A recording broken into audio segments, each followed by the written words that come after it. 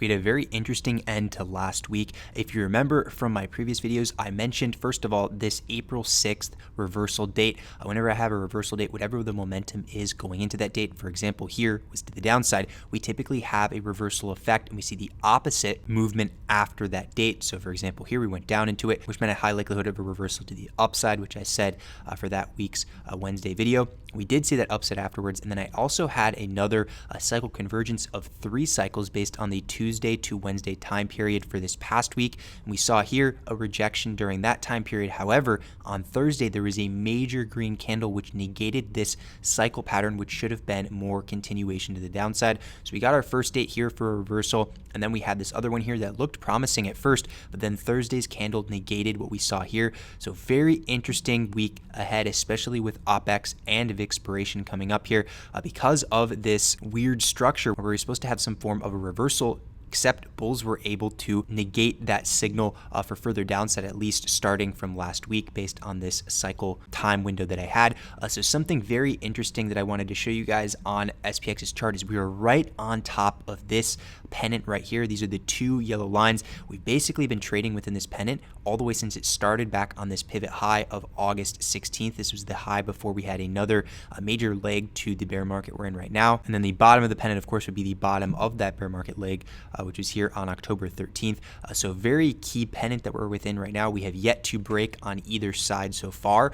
We are testing a very hard resistance right now on top of this yellow trend line. Again, it's going to be very difficult to get past this trend line because of how hard of a resistance this is. This is only the second key retest of this line.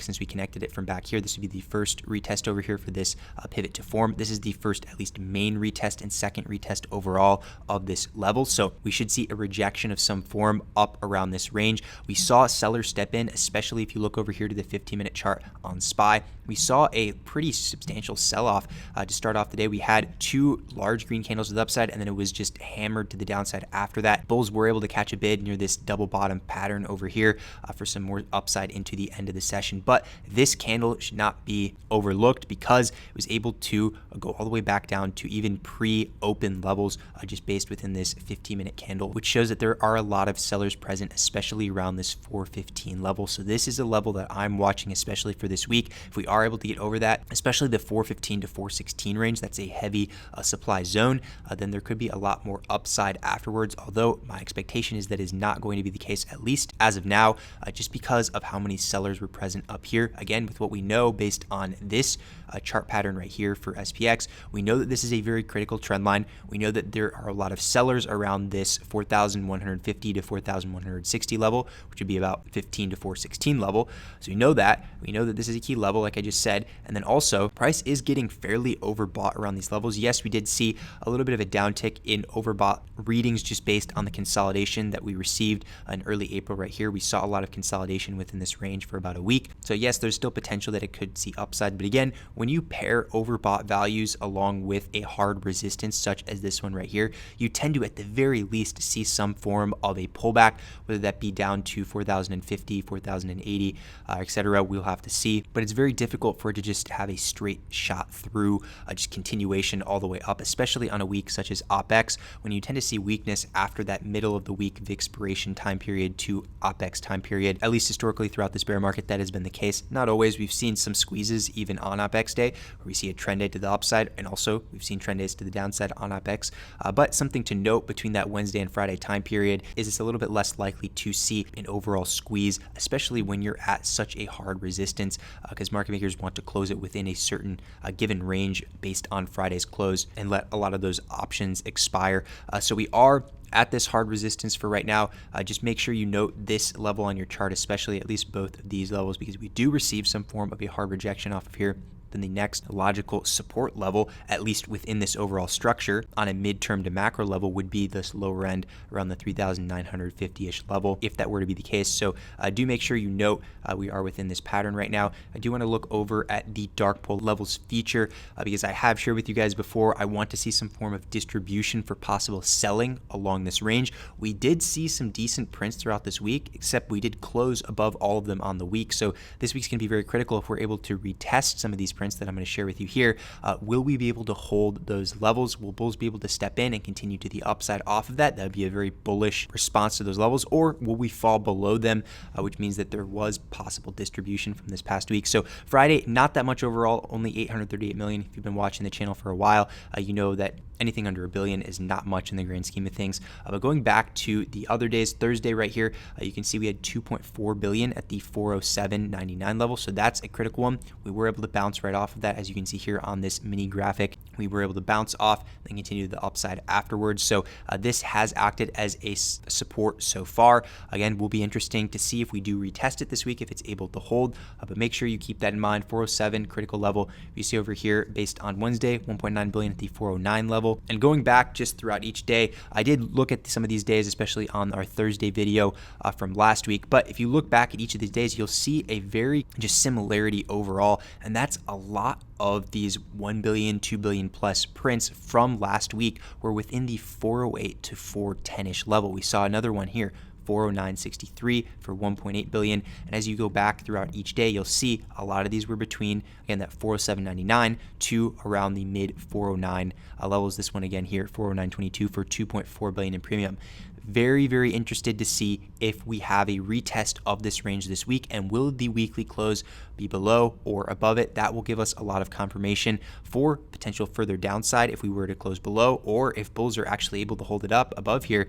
If we're able to stay above those levels, that could show a lot of potential strength heading into the end of the month after this Opex window is done. We see a lot of options expire. So again, mark these levels on your charts. I'll just show you like a very simple graphic of what that would mean on here for the chart. But basically it would be between the 409, we'll just say 409.50 for example here, to that 407.99 level, because we know that there are a lot of prints in between here. So this, just a rough estimate of a white box. Obviously I have to do some more adjustments later, but for the sake of timing for this video, watch this range very closely throughout this week. Expect a initial test of this range to be some form of a support, as we tend to see ranges of a lot of dark pool premium tend to act as a support for their first retest if we did end up going above it after the prints hit the exchange.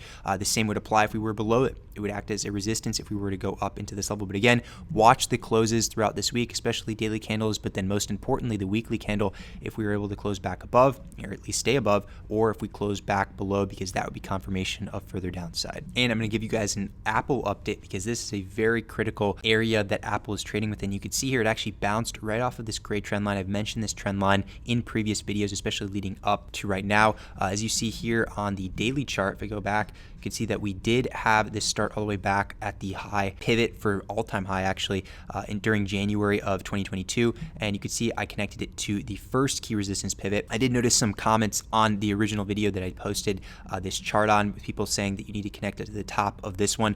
Personally, for my own charts, I like to connect it to the high pivot of whatever sequence it's in, and then the next high pivot afterwards. And then if there were to be a break, for example over here of it on the third try, or at least the third pivot high, this would be considered a fake breakout above the level. Yes, you can technically make this another form of a trend line. For example, you could start it from the high pivot over here and then connect it to the high that we had over on this August 18th pivot. This will still act as a resistance if we do touch it, which it actually seems like it may touch it, because based on the weekly chart, you can see here we now have another weekly confirmation close above this trend line, which is bullish for a little bit more upside if we're able to stay above. Apple has shown a lot of resilience at this resistance level, especially compared to previous times where we've seen very hard rejections. Look at all three of these wicks on these weekly candles.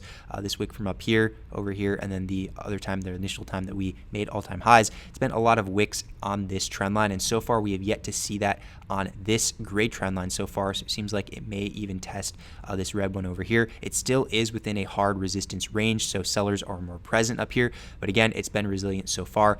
So just keep this in mind for Apple. And again, both of these trend lines still work. There's no one single cut way to have trend lines. The same thing can apply for SPY as well. For my own downward trend line that I have, you could argue that there's a trend line from all the way up here to this pivot over here, which would still apply for some form of a key trend line. But the main one that I'm watching is this gray one right here, and that's actually where we ended up bouncing right off of. This is where I hedged for calls for the upside. So far, we've gone way further than I expected so far for this upside, but still, I believe that there will be some form of a downward move later on here, especially leading into the summer. So I am watching for that. It's kind of difficult for that to happen when you have the VIX this far down. You can see here we're actually below the white box that I had from before. So a pretty bearish close to last week just based on the VIX, and of course that would be inverse to the S&P 500. So if the VIX is bearish, you tend to see more bullish outlook on the overall market. But I will reiterate what I said on Thursday. If you are a bull that's looking for a lot of continuation to the upside for the S&P 500, you need to be careful when we're this low in the 17s for the VIX. The time to be bullish is when we're in the 30s, like from up here during the banking crisis when everybody was fearful, and there most certainly could have been a lot more upside to the previous box that we had from up here for a resistance. So there could have been more downside on the S&P 500 throughout that time, but still you need to be very careful if you're trying to be a new bull around this range. The 17s is very, very low. At the very least, you tend to see some form of a pullback in the overall market that will let this spike just a little bit more, and then it can reduce and stay suppressed after that if that's what it chooses to do. But being in the 17s for right now, you need to be very careful if you want to enter some form of a long position. Just not the best risk reward when you have all of these variables that are subdued like the VIX is right now. That gives a lot more risk to possible upside in the VIX, which of course would mean more downside for the S&P 500 in most cases. So just keep this in mind for right now. I would like to see this get picked up again to go back within the box, because this is very uncharacteristic of what we've seen throughout the past year. We've seen a heavy suppression in volatility as of lately, especially after the banking issues that we saw in March. Big volatility spike, and then it was suppressed shortly afterwards. So continue to watch the VIX here, and of course the last one to watch would be the dollar, especially getting back over this yellow trend line is very key if we want to see further downside in equities, which is my goal here. It is forming some form of a double bottom for right now, so I would like to see that hold. But again, confirmation of the double bottom would be a break above this yellow trend line. It was unable to hold the last time, so we will see a retest likely this week of this yellow trend line. If it's able to get back above, that shows a lot more dollar strength, or at least potential dollar strength, which would hurt equities in the current structure. So other than that though, appreciate you guys watching this video, and I will see you guys next time on Wednesday.